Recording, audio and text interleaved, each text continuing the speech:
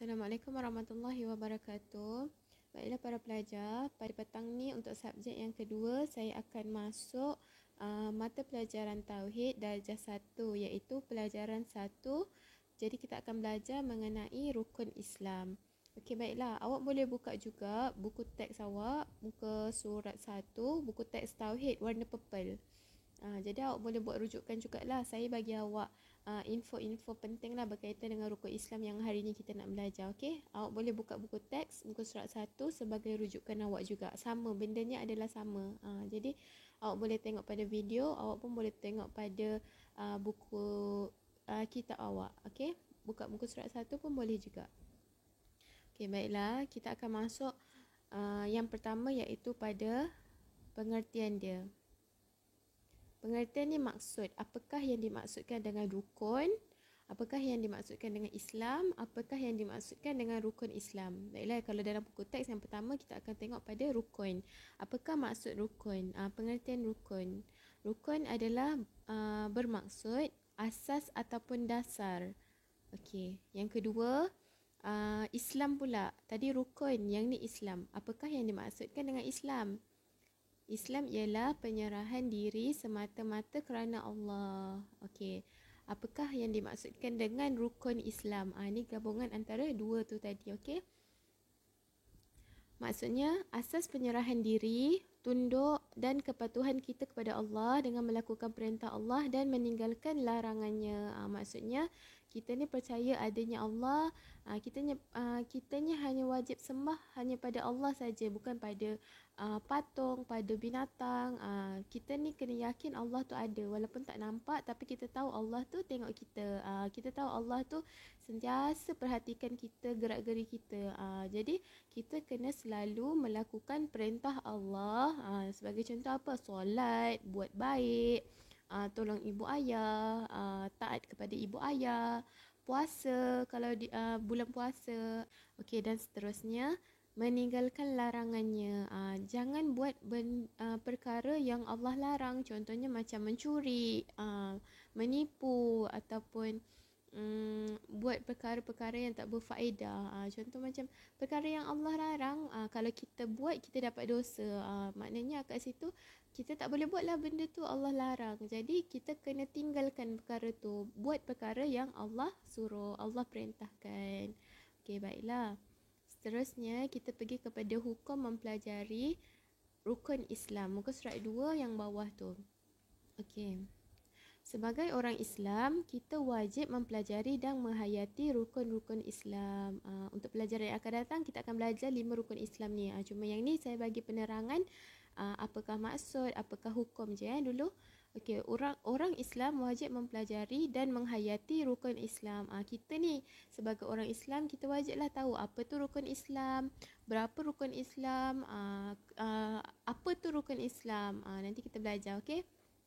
Okey, seterusnya kita tengok kepada kepentingan rukun Islam. Kenapa rukun Islam ni penting?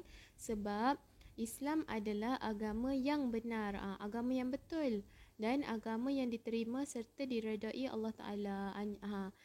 Hanya satu agama yang diterima oleh Allah Ta'ala iaitu agama Islam. Agama lain Allah Ta'ala tak terima, tak reda. Yang hanya Allah terima adalah agama Islam. Kita ni beruntung sebab dah dilahirkan sebagai umat Islam. Okey, yang kedua, tiada alasan untuk seseorang itu mencari agama lain selain daripada agama Islam. Janganlah kita nanti dah besar tiba-tiba kita tak suka pula agama Islam, kita pergi ke agama lain. Tu tak boleh, hukumnya haram. Jadi itu tak boleh, berdosa besar. Jadi kita ni sebagai umat Islam, kita dah lahir dah jadi umat Islam. Kita kena ikutlah ajarannya. Allah suruh solat, kita solat. Allah suruh puasa, kita puasa. Allah suruh buat baik pada ibu bapa, buatlah baik pada ibu bapa.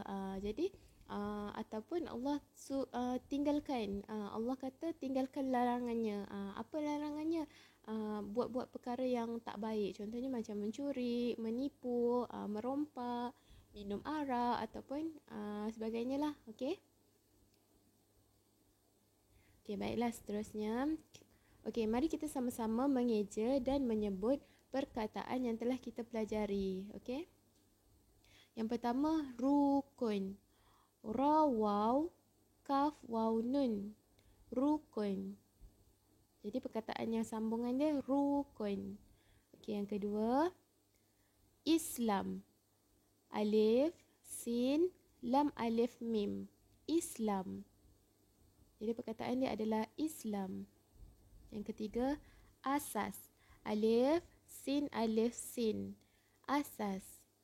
Jadi perkataan dia adalah asas. Okey, seterusnya yang keempat, penyerahan. Penyerahanun. Penyerahan. Perkataan dia adalah penyerahan.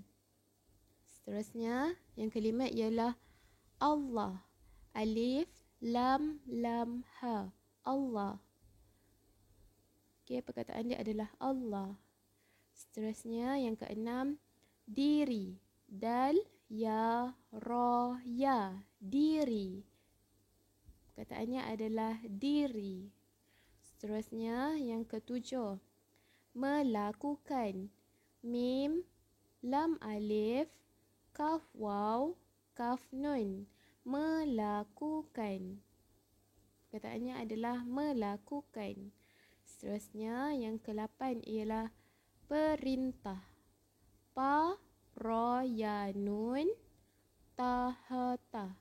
Perintah. Okey, jadi perkataan dia adalah perintah. Seterusnya adalah meninggalkan. Mim, nun, ya, nga, galam, kaf, nun. Meninggalkan. Okey, jadi perkataan dia adalah meninggalkan. Dan perkataan yang terakhir ialah larangan. Lam, alif, ra, nga, nun.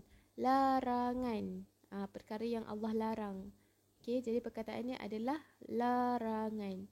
Baiklah, nanti awak boleh sama-sama mengeja ataupun sebut satu-satu huruf dan perkataan yang ada dekat dalamnya.